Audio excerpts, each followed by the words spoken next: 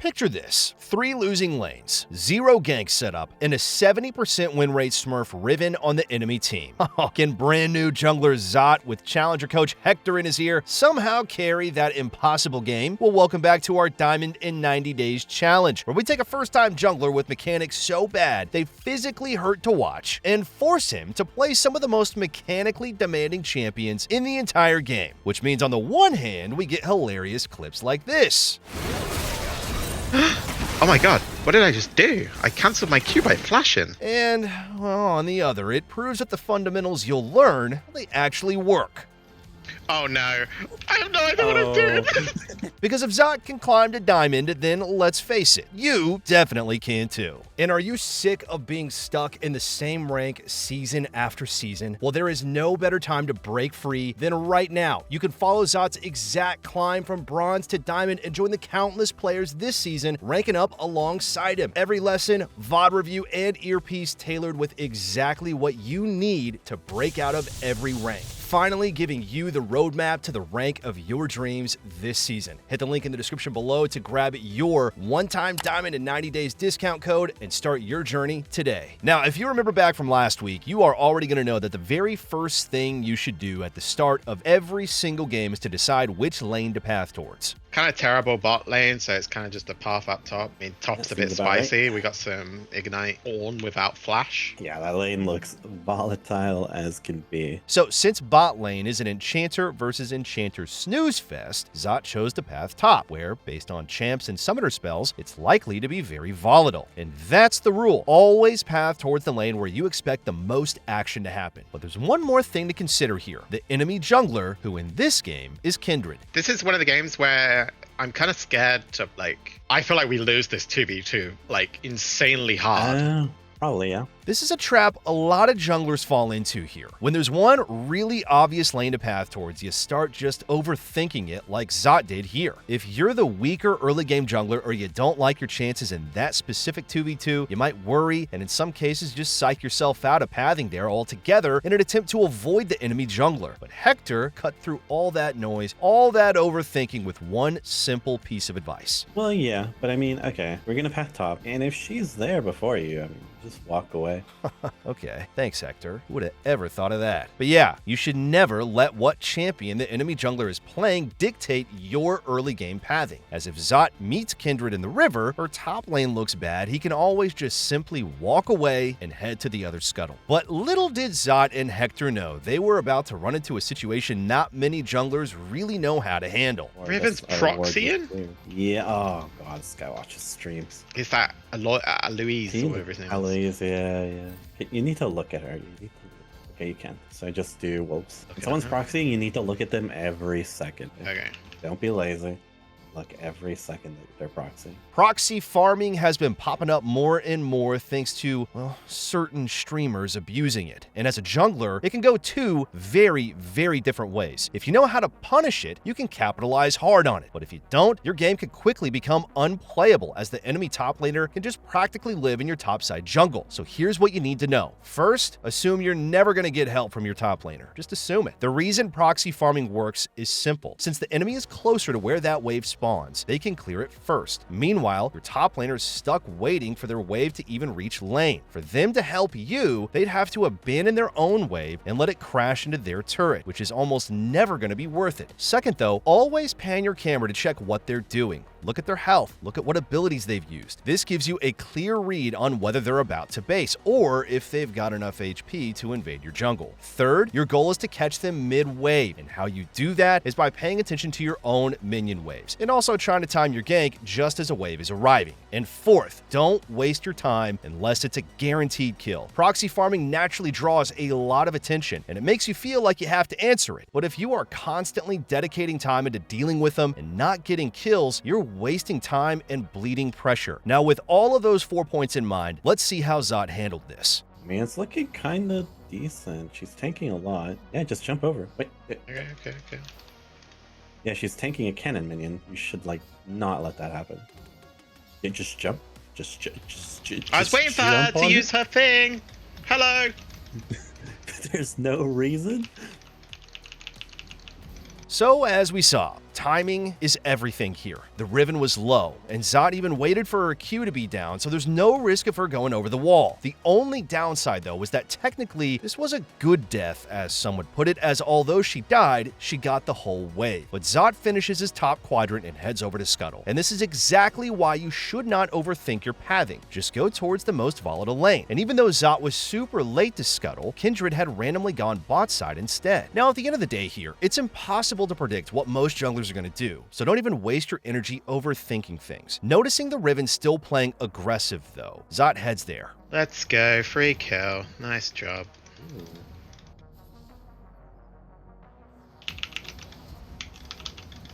Oh, Oh! Zot. That was smart. You see that? I held my... so I could follow his mobility.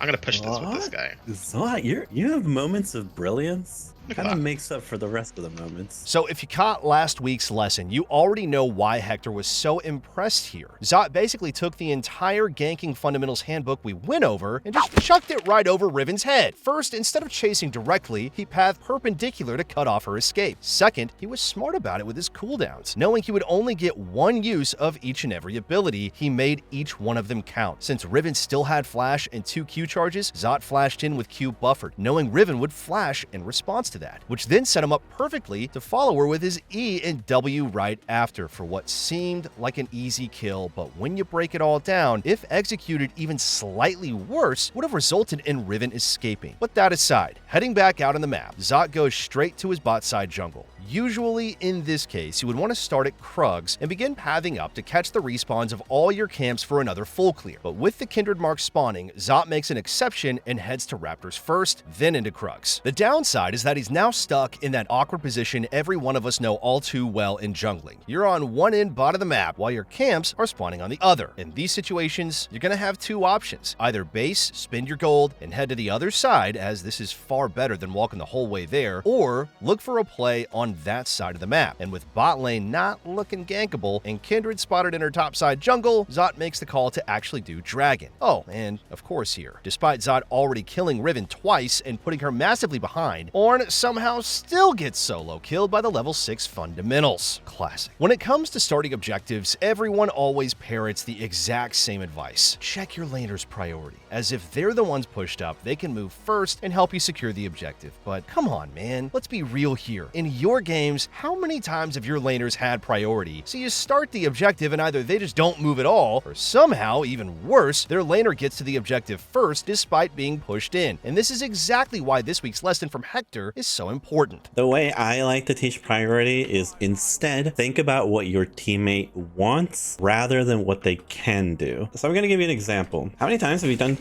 Raptors? And let's put the lanes here. And this guy's kind of low. Like the enemy player is kind of playing aggressively. They're playing kind of aggressively. Maybe you're level 7, you know, it's still early into the game. And based on your quadrant clearing, you want to go to Krugs, but there's a gank here. And it's really awkward. It's always like, I should gank, but like I also want to get my Krugs so my camps aren't desync. It just feels kind of weird, right? So maybe you default to just doing your Krugs, because that's kind of what I found. Yeah. In the same vein, let's say it's a good time for you to do Dragon, but this guy's like 30% HP and your teammate wants to play aggressively. They have a wave here and they're like trying to play aggro. They want to kill this guy, but you're a Dragon. So you both have conflicting things in what you want to do, even though technically they have priority or anything. It doesn't matter, like they want to do something else. So this is the issue. All you have to constantly ask yourself is what my teammate wants to do. And if you just ask yourself that, you will never be disorganized with them. So the point Hector is trying to get across here is just because a laner has priority, it doesn't necessarily mean they want or even should move to the objective. Maybe they're playing selfish and they want to push their lead. Maybe they shove the wave just to set up a good base timing. Could be anything. Instead of looking at the map, seeing your teammate pushed up and instantly assuming you have priority, stop and ask yourself this question. What do you think they want to do right now? Honestly, it's going to sound a little bit silly here, but the single best time to do objectives is simply just when it makes sense. Yeah, silly, but there's not really any better way of putting it. You're in the area, maybe the enemy junglers on the other side of the map, exactly like for Zot right here, or maybe your laners have priority and want to do the objective and you're in the area as well. Just don't overthink this. If it's a good time, you're naturally going to know that feeling. Trust me here. And for the full 30-minute lesson though, where Hector breaks all of this down in priority, the true value of every single objective too, and exactly how you should be prioritizing and setting up around them as a jungler, you can check it out right now in this week's lessons, all available at skillcap.com using the link in the description below. So getting back to the game though, as Zot finishes up Dragon, take a look at his mini-map. What do you think he should do next? Well, let's try to put ourselves in Kindred's shoes for just 1 second here.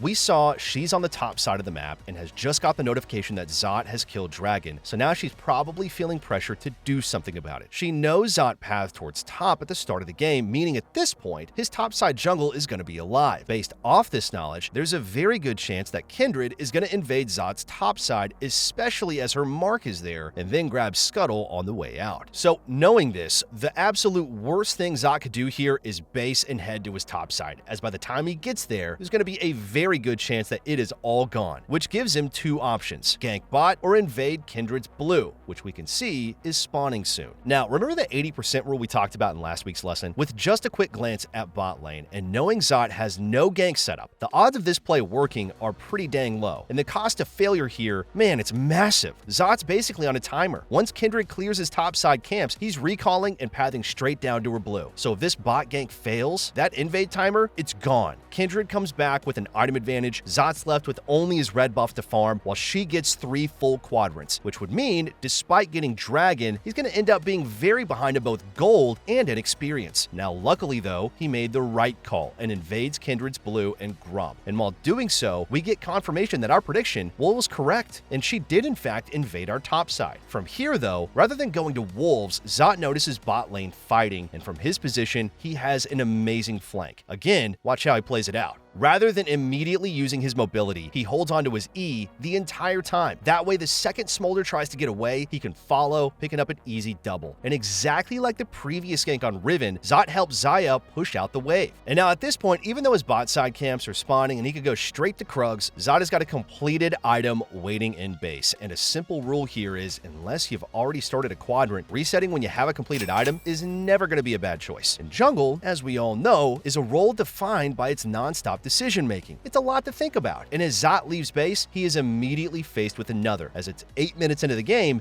Void Grubs, they've now spawned. The risky play would be to go straight there and start him with his current lead. The safer option though, and what Zot ultimately does go for, is to clear Krugs and full clear up, then look for Grubs if they're still available after. Unfortunately, Kindred does rush straight there, takes him uncontested, and even sneaks Zot blue right after. So in hindsight, Zot's call technically did end up being the wrong one, but that's jungle, man. It's impossible to make the correct decision every single time when there's so many decisions to make. Who knows? Zot could have just ran straight to Grubs, Riven and more collapse, and he dies and loses them anyway. Not to mention all his camps would still be alive and not cycling. Unfortunately though, Kindred just rushed straight to Grubs and picks him up for free, even sneakily stealing Zot's blue right after. But taking the safe route like Zot did has its benefits as well, as now Zot is 2 levels up on Kindred and can completely Goomba stomp her later on.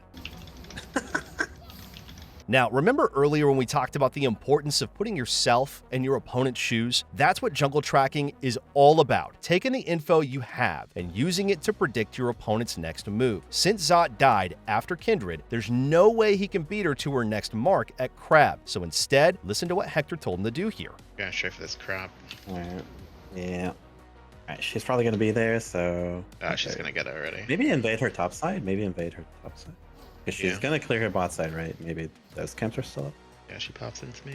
There is a very good chance Kindred heads to Grump and then Wolves and paths up, giving Zot time to deny her camps and then potentially wait to kill her if she face checks, a prediction which ultimately worked out, enabling Zot to then take the rest of her topside and even transition to a gank on the proxy farming Riven as Akali moves over. A good rule as a jungler, especially when you're behind like this Kindred was, is to always look to try and cross map. As Zot made a play top, she beelines it straight to Dragon to look to trade, but being as far ahead as he was, Zot actually skips his top quadrant and runs straight to bot side, as with the mark on his Raptors and Drake active, he'd honestly lose too much just staying up there. This might be bad there. Yeah. We're trading Dragon for this. I don't know if she can get it. Ooh. You're Ornn. Yeah, your melee is stopping her. You should just run there. Getting these camps doesn't do much. Yeah. Yeah. He's on these raptors. Yeah. Oh, I need to be there. I need to be there. He's not there. Okay. Alright, she might have started dragon again. Yeah. But that would be really troll by her. Really troll. Play it slow. Ah! Yeah, I would. Yeah. I should have told you why to play it slow, because, yeah, they were all there. Now, unfortunately, it all resulted in a lost Drake and a big shutdown over to the enemy team. Yeah, Hector really should have told Zot to play it slow here. But from here, the game slows down slightly. Zot heads bot, picks up a kill on the Smolder, and then just goes back to full clearing until he has his item, which he uses to path straight down to bot again for yet another kill, while also taking our rule of holding mobility to the absolute extreme.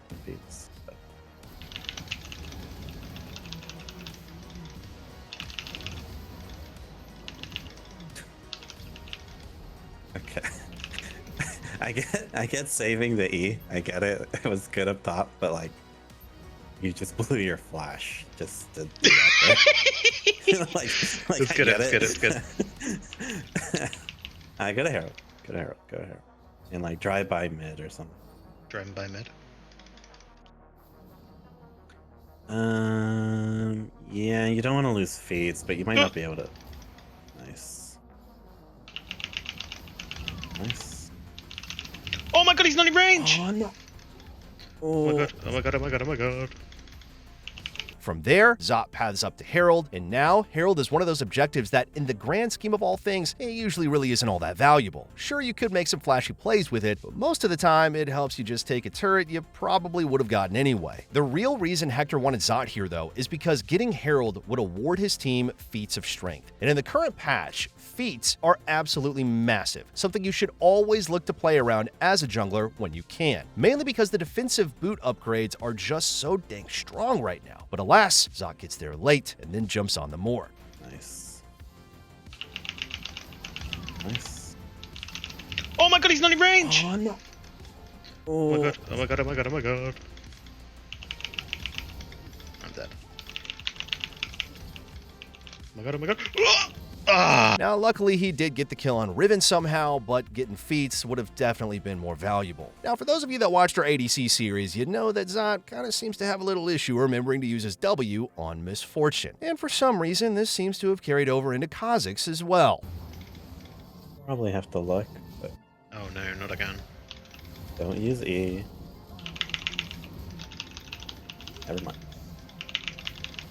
No! I You W? trolled. Why didn't you W her? I trolled. Not only did he troll here, but he trolled at the absolute worst time imaginable, as by doing this, he basically rewards the enemy team yet another free Drake. And the theme of trolling right before objectives continues, but this time it's actually on Hector. Go see if you can find her. She's gonna be in the river. Yeah. Yeah, she's Just go into the just go scout some of these brushes. Just go sit in one of these brushes. Yeah, just like sit. Oh, there's a ward They there. saw you. They saw you. They Oh! saw you. They saw you. Ah. Oh god, there's a guy there. They are all. Oh remaining. no. Oh, that's so unlucky. There's a ward. Oh. Now, yeah. At first, this might have looked like a pretty stupid play from Zot. I get it. Maybe I thought that for a second too. But collectively, his team is 4-12. They get outscaled, and he's basically holding all of their kills. In a straight 5v5, they don't stand a chance. And in games like this, if you even want the slightest shot at winning, you have to take risks, like looking for picks before objectives, gambling on risky invades, and just generally trying to create chaos. But of course, if Zot's team were ahead, it would have been a different story. When you're winning, you don't have to gamble. You should absolutely minimize risk, play safe, stack objectives, and force the enemy to make desperate mistakes. However, that is not the case here. So after spawning and grabbing his blue, with Baron being the next objective on the map, Zot heads straight into the enemy's topside jungle. And this is where we, hands down, get absolutely one of the funniest clips we have in this series. That's what I'm hoping. Oh my god, did she see me? Oh, I don't know if she saw you. I actually don't know. It doesn't seem like they know. Yeah. Oh. Dude, what are you doing? What are you